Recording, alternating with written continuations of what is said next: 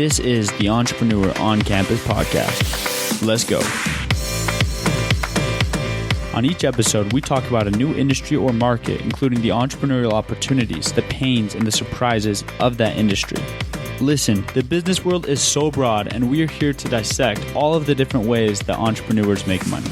Software, you make it one time and sell it 1,000 times. E-com spaces, man, those things sell for like an 8x multiple. It's ridiculous. Three main ways that we make money, and the primary one is actually ad sales. The goal is usually to exit within 3 to 7 years.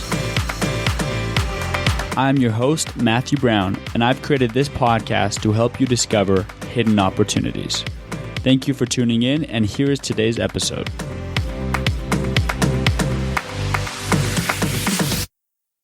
Welcome to another episode of the Entrepreneur on Campus podcast. I'm hyped to be here with a fellow student, Mark Sheffield. Thanks for coming on today, Mark. Yeah, thanks for having me, Matthew.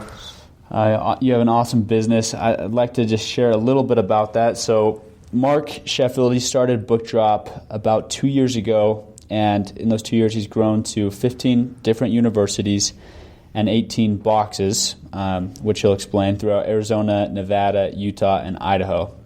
And Mark is now working full-time on Bookdrop.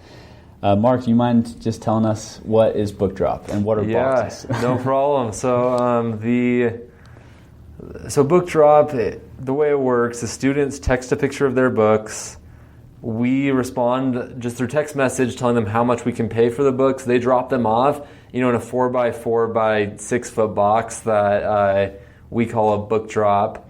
Which is where the name comes from. Then they drop off the books in the box, or I guess I already said that, and the payment spits automatically to their bank account. After they drop it off. After they drop it off, exactly. So just straight through their debit card or, Google Pay, Apple Pay, like PayPal, Venmo, so those kind of things. But so we just try to be, the easy textbook buyback company. Gotcha. And where do you locate those book drops? So we talk to local businesses, so just barely off campus. We're actually not allowed to put the book drops on campus due to, at least now, because non-competes with, the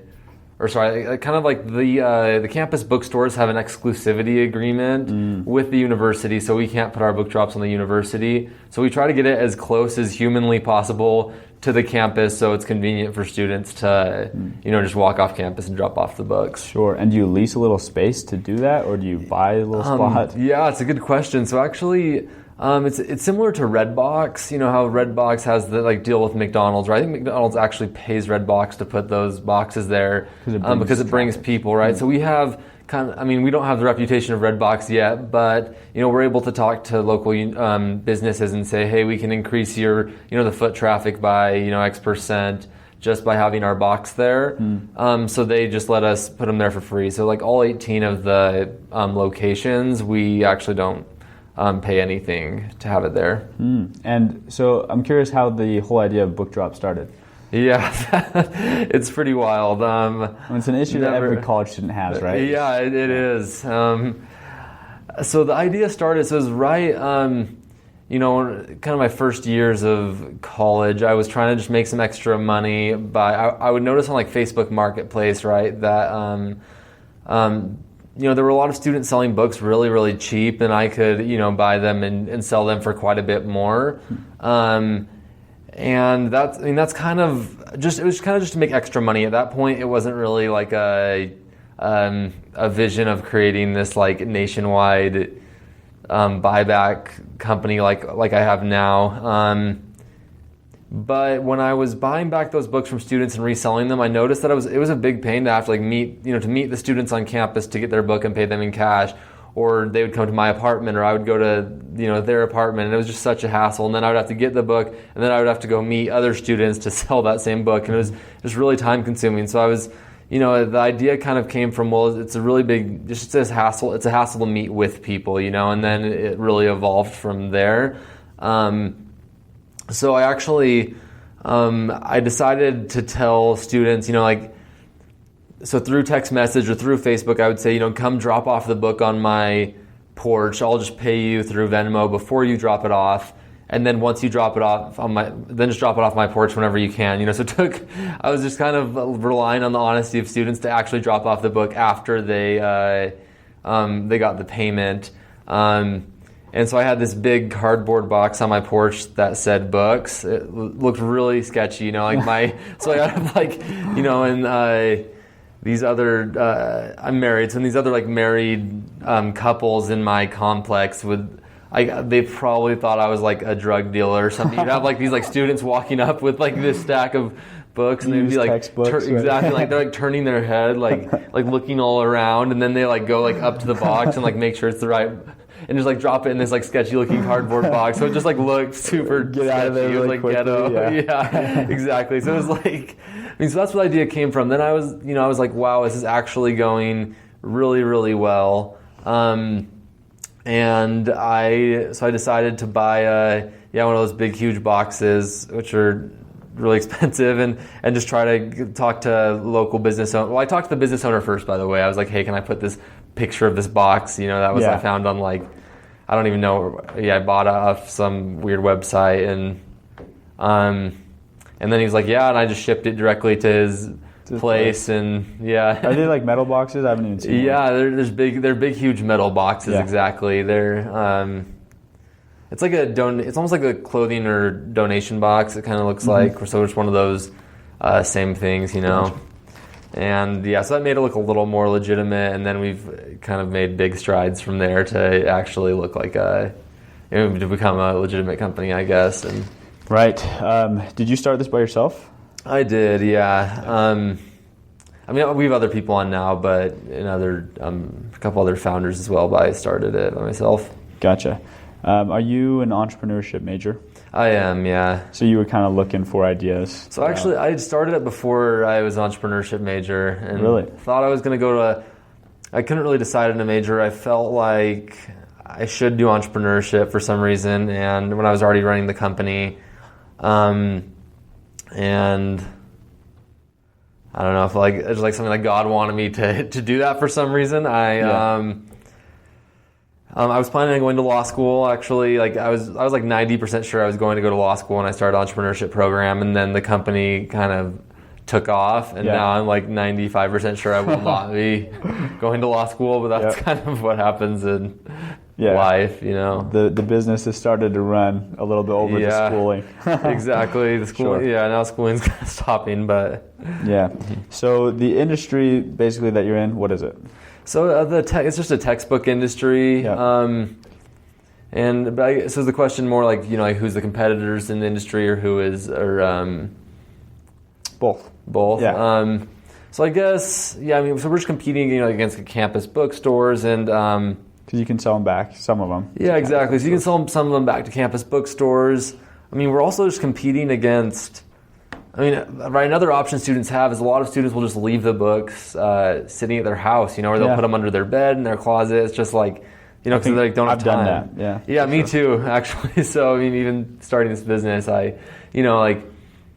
students, unless, kind of the problem we're solving, right, is that students, they want to sell or they want extra money is, I guess, the main problem, right? And they don't know if their textbooks are worth a lot, so them being able to just text their book in and get a quote within, minutes is really convenient, right? Compared to having to wait till the end of the semester to go to the campus bookstore, where they have to wait in a line at the bookstore, and then the whole time they don't actually know if they're going to get any money for their books, right? So it's kind of just like, well, I could go do that, but I don't really want to try. So we're trying to just make that, the thing we're aiming for that our competitors don't do is just, convenience and simplicity. Yep. And is this a big industry? It is. So it's the textbook industry is like a $12 billion annual industry. It's actually really big. The used textbook market's about $4 billion a year. Okay. More of that's going digital. You feel like that's on the decline? Yeah, it's on the decline. But it's actually an interesting thing too that. It probably sounds weird, but the fact that the textbook market's been on the decline, I think, has actually given us a way to come into the market. And the reason I say that is because there used to be a lot of there'd be a lot of local brick and mortar bookstores, including like Barnes and Noble, which now is I mean, going pretty downhill. Yeah. But these companies have such like high fixed costs of, they're paying for their rent, they're paying for just employees to sit at their store for 10 hours a day just for the occasional student that comes in. Sure. That these fixed costs are so high that with the decline of the textbook market, it hasn't allowed them to stay in business. So they've kind of gone out of business, but we've come in with a business model that allows us to operate at a much lower Overhead. Right? And like cost per campus, so we can expand that way. And a lot of our competition's kind of going down because they just can't handle the cost. So, but yeah, I don't know where the textbook market's headed. That's a good question too. So you guys started, it's kind of interesting business because it's a product like that you're selling and buying, but it's also very tech-based, right? How did you start implementing technology with the business?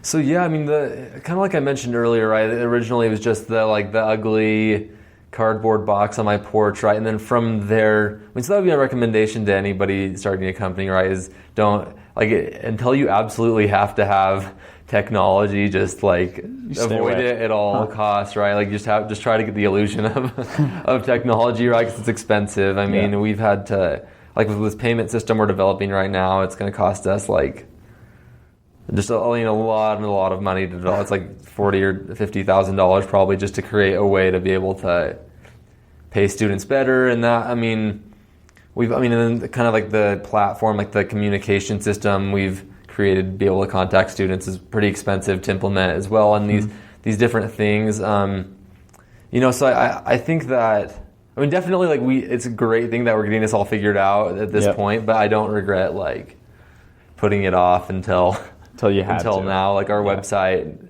right now is garbage. Like we're actually creating a good website now too. But I think learning how to actually make the business work before we had any of the fancy gadgets and tech was really good learning process to actually figure out the business model. Right. What was the first tech implementation that you guys made?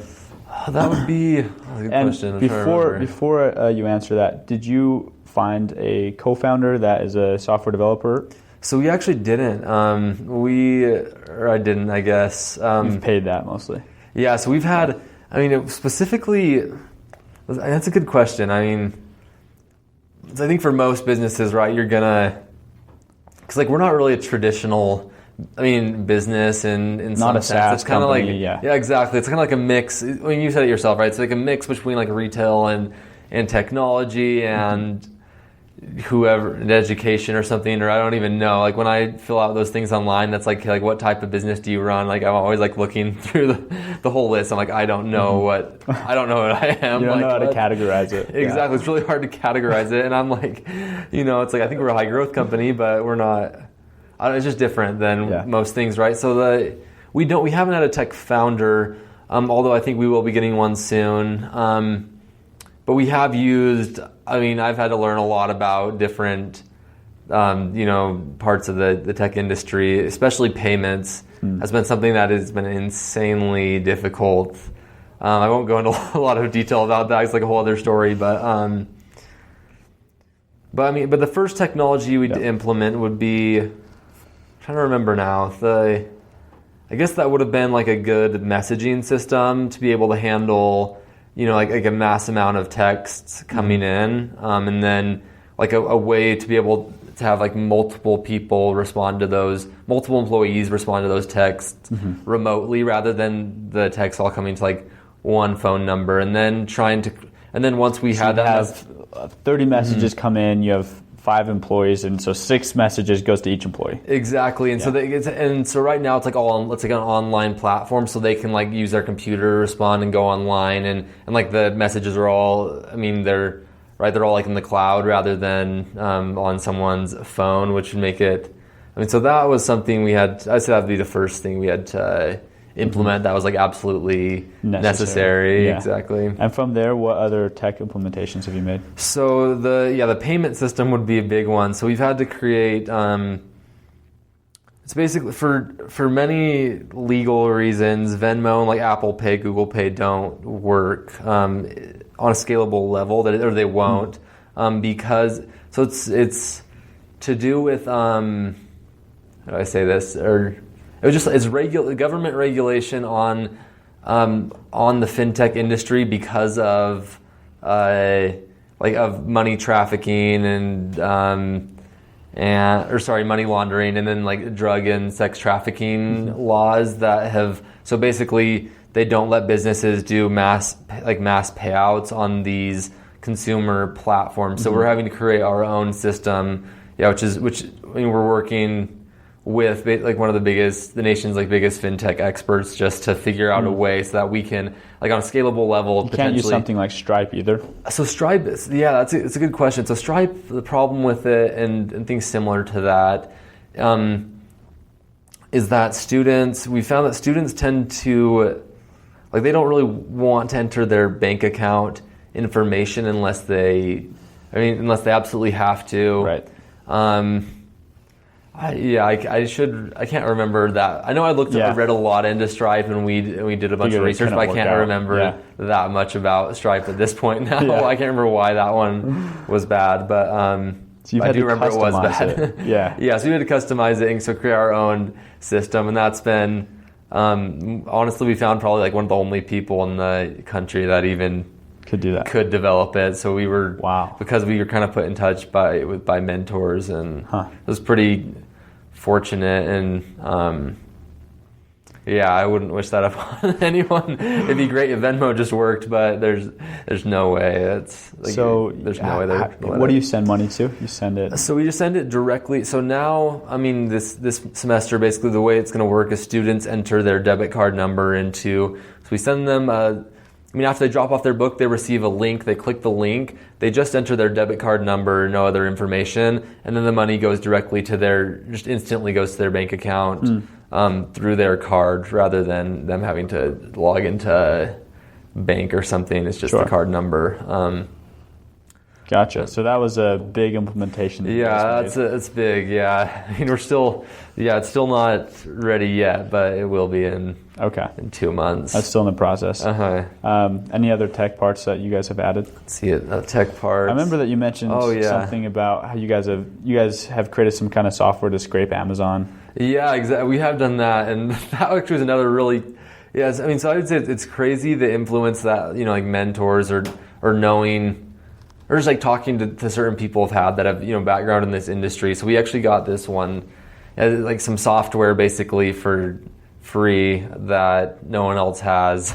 That we were able to. It was like scrape Amazon data and create. We have like a bunch of like algorithms to be able. It's kind of like another part of the business. Another way we buy back books and resell them is buying books off platforms and then reselling them online as well, using kind of these algorithms and data scraping tools. Okay. And so it's not just reliant upon students turning in their books, but you guys will also do buy and sell on Amazon.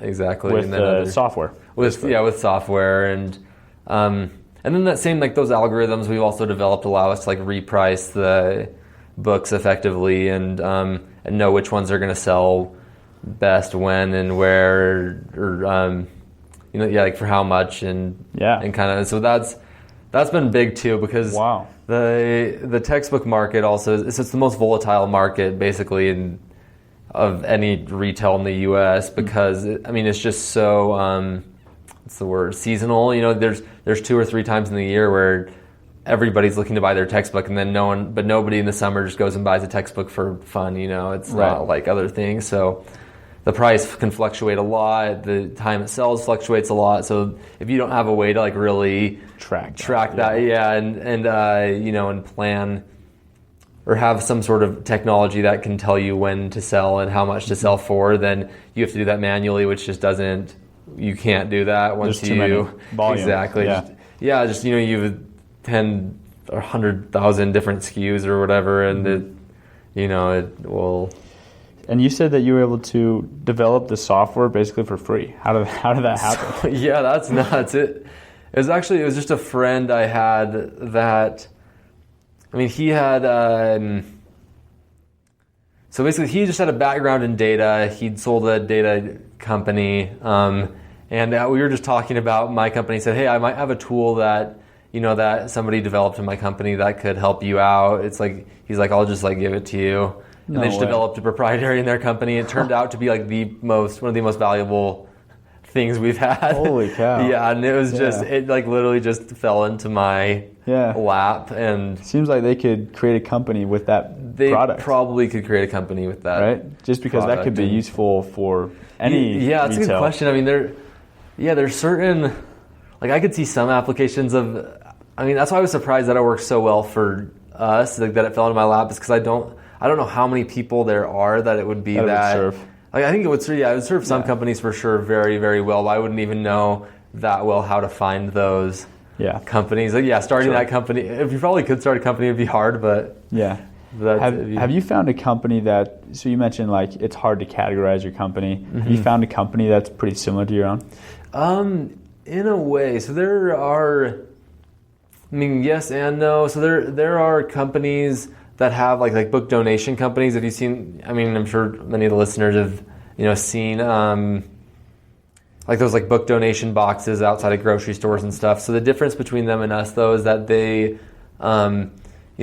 just take book donations and then they will resell those books. They're for-profit companies, but the difference is that we're targeting textbooks, which tend to be a lot more expensive, right? Yeah. So they have a similar business model in that they take the books from the boxes and sell them, but it's really different. It doesn't incentivize people. It's just you have crap. Exactly. So sometimes we almost try to avoid donations of certain books because we don't want to be cluttered with children's books and and all these other books that we have to sift through and be like, hey, is this worth? Should we donate this, or is it actually worth us taking the time to sell it? So it's almost it's different but similar, Yeah. So I imagine you're handling a decent quantity of books right now. Do you have a lot of employees managing? So right now there are only 3 of us that are full time, and then a bunch of other people that are kind of doing part-time stuff. It's really seasonal, so at the end of semesters we have to bring in a couple more people to help. To just come in and do shipping and do sorting and other things that respond to messages. And you said you've taken on a few co-founders. What have they brought into the business for you? So they came about 8 months ago. We've been open for 2 years. And they've been. It's interesting because now they're kind of more, kind of flexible. Kind of, we're all 3 of us right now are kind of hey, whatever needs to get done, we'll, kind of just figure out a way to get that done. And we're all pretty flexible in the things we do. And I think we can do that at the beginning of the company, right? You kind of need people that are trying to think I think Roger Federer in tennis or something that kind of just does everything well, but or rather than somebody that just does one thing very, very specifically well, and so now it's necessary, but I think in a year or 2 we'll need to bring on people that can bring a very, or maybe even in 6 months, right? They can bring on a very specific skill, they're very good at programming or with data or sales, or who knows what else, right? But that's I think as we grow, that these roles will really kind of cement themselves more. Yeah, for sure. So you mentioned that the textbook industry, it's the most volatile industry in retail. Can you give me an average spread that you guys make? It's very different for every book. So, if we buy a book for $10, then we'll probably end up making about $8 in profit off that, I would say. Okay. A lot of that obviously will go into growth of the company and stuff, but and is that a traditional kind of price, or textbooks, right? They can be worth a lot. Yeah. So that's true. So some books, we can pay up to $100 for some books. If it's every once in a while you'll get a book that it's just a $300 book or something, or $350 book that it's that's the price of a crappy car, Right. it can be nuts, it's but crazy. Very cool. So Let's see. So, what are your primary sales channels? How have you gotten the word out there? Yeah, so I mean, the way, I guess we have two separate sales channels, right? Because one of the, I mean, it's almost counterintuitive, but like our sales channel, right, is almost like, is really us spending money, right? So that's the primary sales channel is, hey, we're going to pay you money for your books, right? Mm-hmm. So I don't even know if I would call that, it's like, it is a sales channel in a sense, or I mean, your marketing find say, I'll give you customers, money. Right? Yeah, right. And so the way we do that, I mean, through a lot of online, Facebook, Instagram, a lot of like word of mouth has been big too. Just students using us and then telling each other, or just other marketing materials around campus, Sure. What's your game plan long term with the company? Game plan is we want to expand this within the next 3 years to be at every D1 campus in the United States.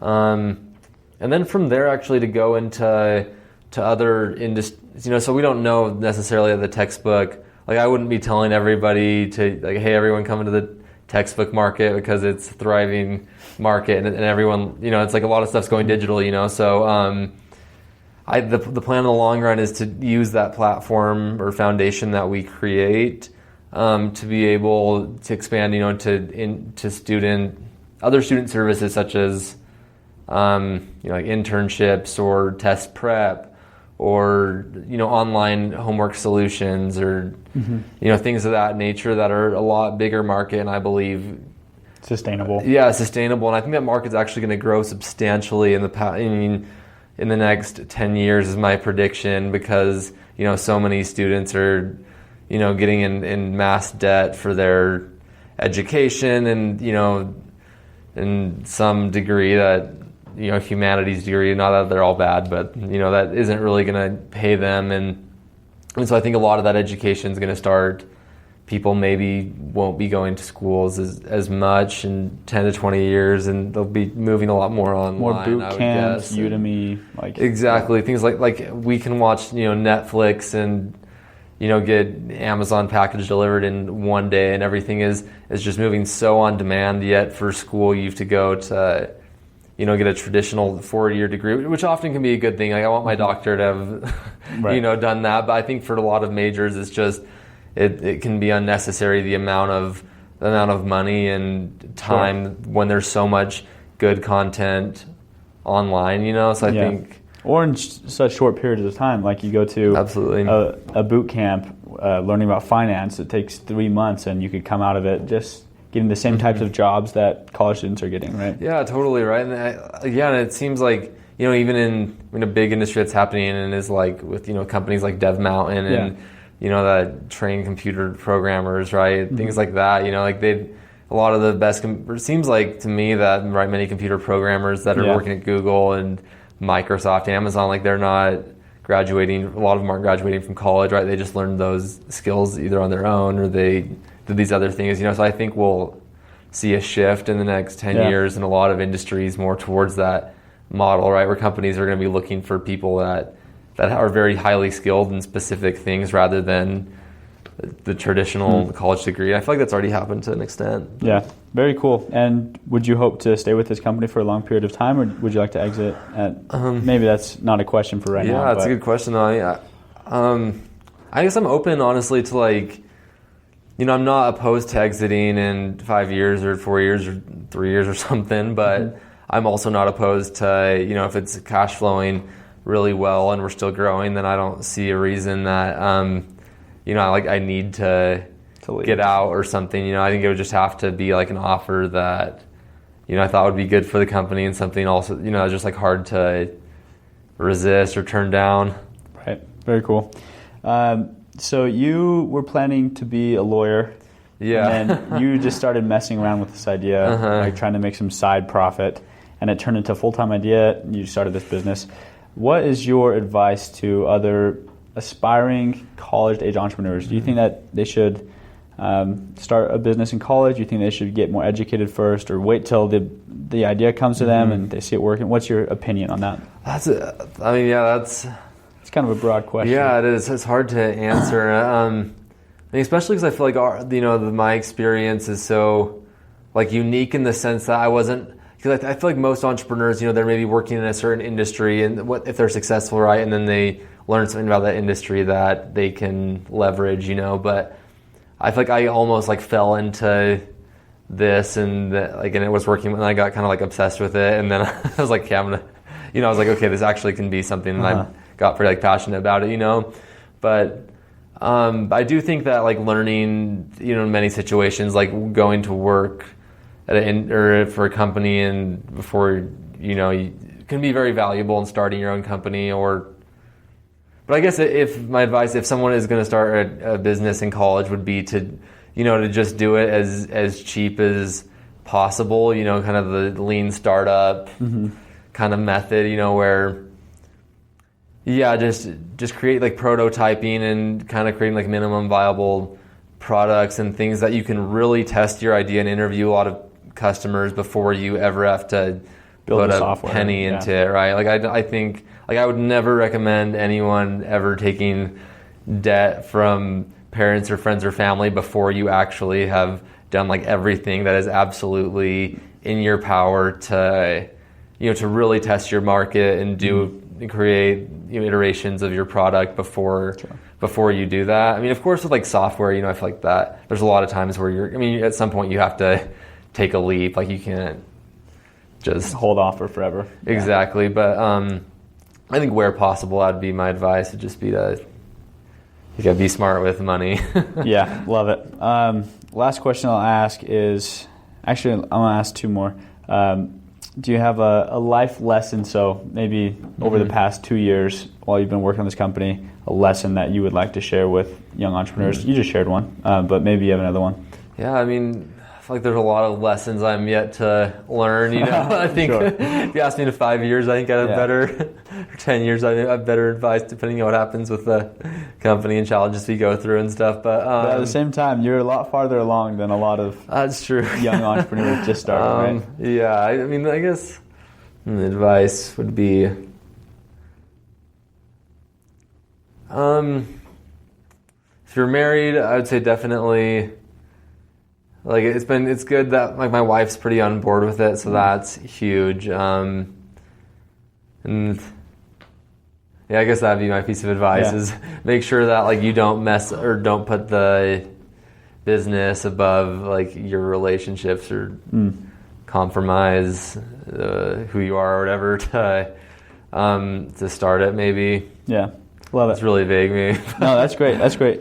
And then the last question I want to ask is if you have, so I'd just like to ask this just to get an idea of how many people have morning routines. Do you have a morning routine? I should be better. I mean, every morning I set my 8 a.m. alarm to end. Yeah, that's pretty much the only thing. I love that. Yeah, then I mean, I feel like if I can wake up peaceful. Yeah, wake up peaceful and wake up at the same time for the most part every morning, then I'd never eat breakfast. I just go, just getting up on time is the thing for me. But I mean, something I've been trying to do or want to be better at, which I'm not good at right now, is kind of in the morning getting rid of the really hard things first. That's advice I would give that I don't follow myself. That and knock out the biggest. Yeah, exactly. Because otherwise, I feel like all the time, like I'll know I need to respond to some email or get something done, and the whole day I'm just like,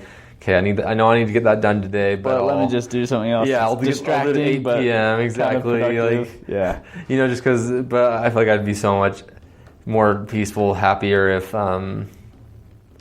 You just focus on that right away. Yeah, it's hard to do because those are the things that you definitely want to avoid the most. But yeah, I found that to be pretty effective in my own life too. Is if I could say, all right, if I do these two things during the day, it's like there's a lot more I have to do, but I'd be pretty happy. If I can just get those done, I'll just start and knock it out, and then like, okay, it's a good day even if I don't do anything else. Yeah, it's a pretty good lesson I'm yet to learn. That would be, if I could just just taking care of the most important things, most pressing things before I do anything else, that'd be good. Sure. Awesome. Well, Mark, thank you so much for coming on today. Thanks, Matt. It's been fun. Thank you guys again for listening. I love you. Have a good one.